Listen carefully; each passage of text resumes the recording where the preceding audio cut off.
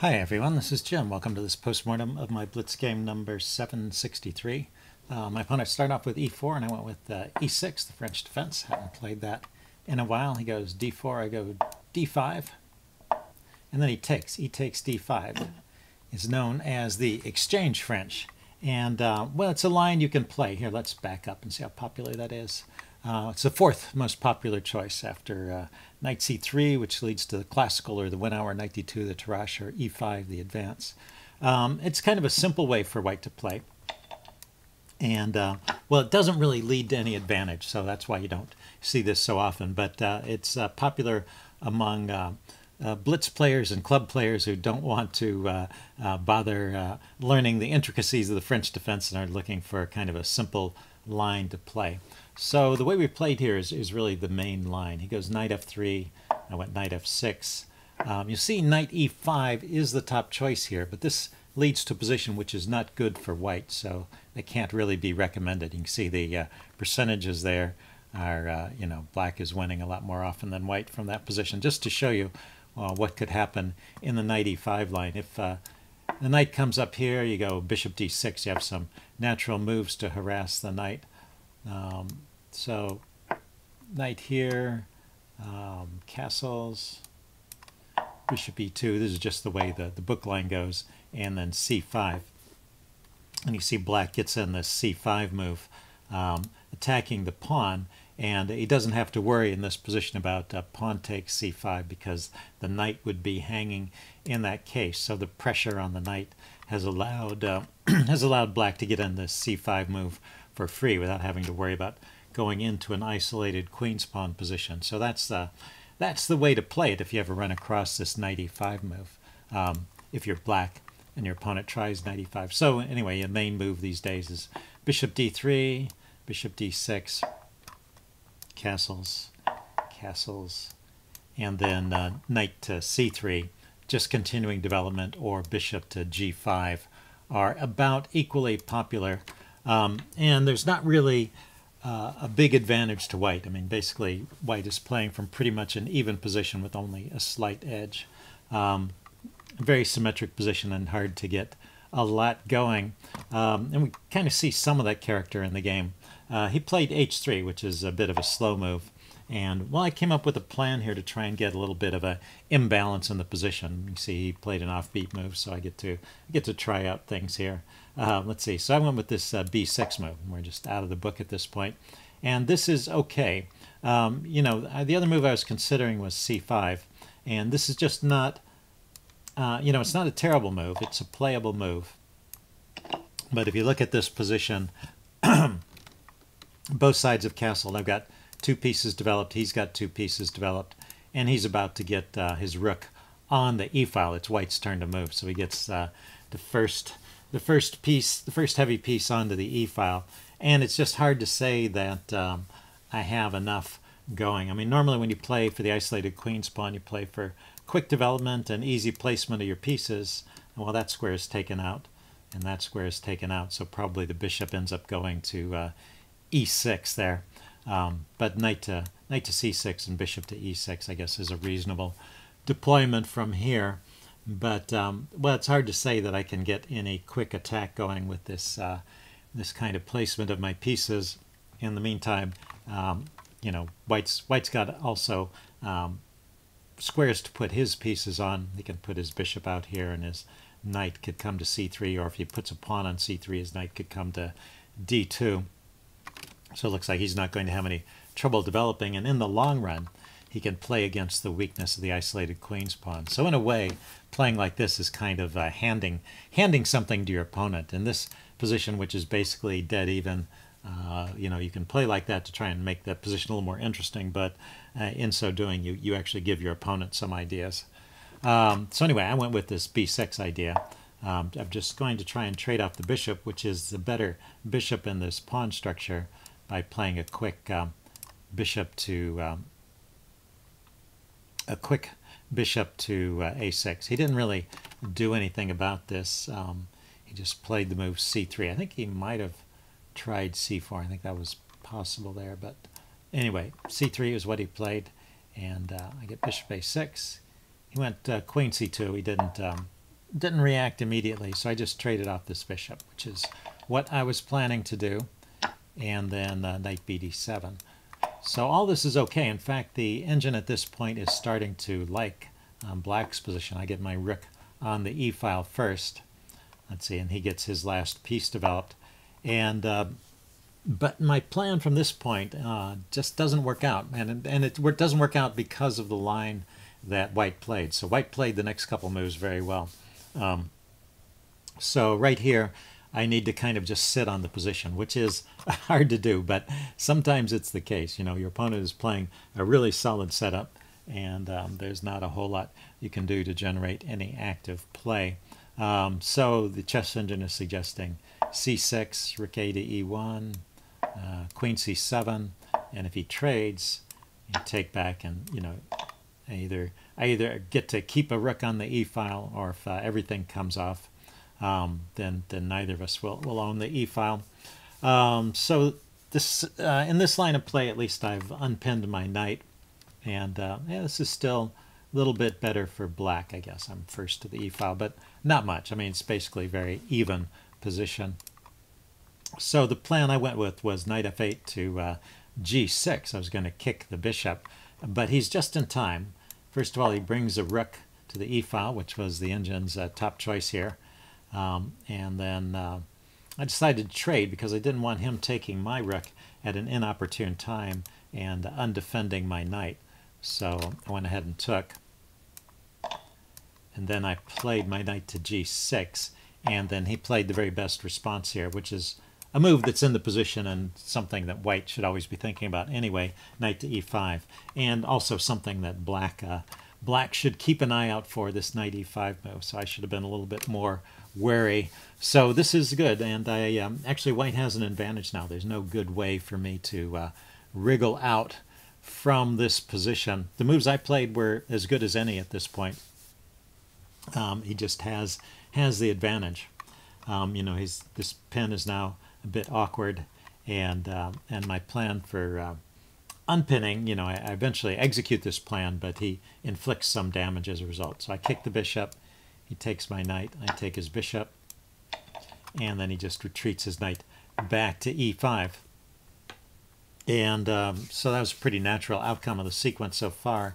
And yeah, I looked at a couple different ideas here to try and figure out if there was anything I could have done that was better. But yeah, most things don't work out all that well. For example, if I take his knight here, takes back with a pawn, and then play knight d7, trying to put pressure on it, that just immediately loses the d pawn, so that's not so great.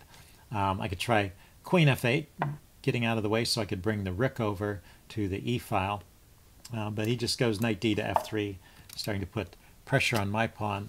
I have knight e4 here, which I didn't think about. Knight e4 is interesting, but he can work to undermine that knight with a move like c4, and my position gets a little bit difficult here again. The last try, probably the best, is the immediate c5. Let's see, he goes knight df3, attacking my pawn. I can throw in this exchange first. I take, he takes, and then I can play this knight e4 move. And well, if he kicks the knight, I'll at least get some weaknesses on the dark squares to play against. And I'm holding on to this pawn for now. But white is better. His knights are looking a little better than my minor pieces, and his pawn structure is a better pawn structure. So that is best play according to the chess engine. Anyway, yeah, I went with knight d7 here, trying to chase that knight away from its good outpost, and he drops his knight into c6. So yeah, the engine likes this. I was not sure if this was so great, especially considering how the game went. But no, the engine says he just made his mistakes later. So at this point, white is doing quite well and maybe on the way to winning already. Let's see, I went queen f8. You know, I'm still trying to get my rook to the e file and relieve some of the pressure here. It'll take me a couple steps because I also have to deal with the pressure on my a pawn. He goes knight f3 now. At least I get to defend my pawn and hold on to it. But he brings his queen into f5. That's a good active post. And then I went queen f7. And then right here, there's a winning tactic. So this is a neat little tactic. It takes a couple of steps. So if you want to think about this position for a little bit. You know, just look at all the pieces on the board and look at where my loose pieces are and see if you can figure out some sequence that leads to a nice tactic for white. I'm going to, yeah, so why don't you pause the video here if you want some time to think about it. Okay, I'm going to give the answer away now. This tactic starts with a sacrifice. Knight to e7 check. And, well, I should probably just take that. And then a further sacrifice, giving up the exchange here. So he's sacrificed a whole rook now. But after I take it, now the tactic is revealed, and you should be able to spot it. It's queen takes d5 check. And, well, you know, wherever I move the king to, he's going to grab my rook in the corner. And he's grabbed a pawn. And, yeah, he's just up material here, and my king is a bit exposed as well. So that's a nice little tactic there for white after I played queen f7. So unfortunately for me, he didn't spot that, and that kind of thing is a little tricky to spot in a blitz game, but it's the kind of thing you might find in an over-the-board game. It wasn't too hard. It was, you know, some exchanges on e7 followed by this fork, and you can see the outlines of the fork are already in the position, and the loose rook in the corner is the clue that might start you searching for some tactic involving that. Anyway, he played b3 here. I went with g6, kicking his queen, and now the chess engine says he still has the advantage at this point and should just retreat his queen back to c2. And well, the engine doesn't find a great plan for either side. Say a5, I need to make that move so I can free up my rook to move. The queen gets over here to e2, king up to g7, and g3. So, you know, kind of a certain amount of sitting around seems to be going on here. So my rook is free to move, but white is claimed the e-file. So that is probably why white is still better in this position. But there's no immediate breakthrough, and the game would continue with an edge to white. When he goes queen e6, this actually leads to a completely even position because I can take, and I do, and then play king f7, and his rook can't come forward. It really has to go back. So this is an even endgame, but I have some ideas in this endgame because now I have that little bit of imbalance I was looking for of the bishop versus the knight. So this gives me something to play for. I start with a5. Let's free up my rook. He goes c4, and well, he's taking advantage of my weak d-pawn, so it kind of forces this exchange, and it gives him this pawn duo in the center, which can be strong. Let's see, I come over to e8 with my rook. I don't want to let him own that file forever, and I would rather just get the rooks off and go into this minor piece endgame anyway. So he takes, I take. He brings his king in, and I play knight to f8. This is all pretty good. I'm just trying to reconfigure things so my king can get into the game. Goes d5 to support his knight. I go knight back to d7 because when he moved that d-pawn forward, it gave a couple squares for my knight to come to. So didn't want my knight to be out of play on the back rank forever. I was just putting it there so my king could get into the game. But now I have another idea for getting the king in the game. It goes knight c5. Let's see, he plays knight f to d4. I get my king up to d7. So slowly making progress. And for the moment, I've got control of this square, so he can't hop his knight in there. He goes f3. So he's making a little bit of slow progress, too. I'm not sure. Well, he's putting his pawns on light squares to make this bishop somewhat useless. Let's see, I went knight to a6. And right here was his in-game blunder. Actually, he should just go knight to b3 according to the chess engine, and there probably were other moves as well. And I can't really make any progress. You know, I wanted to go knight to b4 there to put pressure on that pawn and force it to come forward, but he can just take it off. This knight can just trade itself for that pawn, and looks like that would be a pretty even position with nothing much going on. So he actually blundered here. He played this a4 move. And now, you know, he probably didn't realize it. He's got all his pawns on light squares, but this pawn can't be defended. And So I just this knight c5 wins the pawn, and this is now a winning position for me. I should go on to win the game from here, and I play well for a few moves. Let's see. He goes knight b8 check, trying to harass my king. I drop my king back to e8. I want to be able to grab this pawn, and I want to give him so many checks that he manages to find a way to defend it. Let's see, he brings his other knight into e6, and I go knight takes a4. So I've snagged that pawn, and he's not getting any of my pawns here. I have everything covered. Let's see, so he drops his knight back to c6. I bring my knight back to c5, and he just trades it off.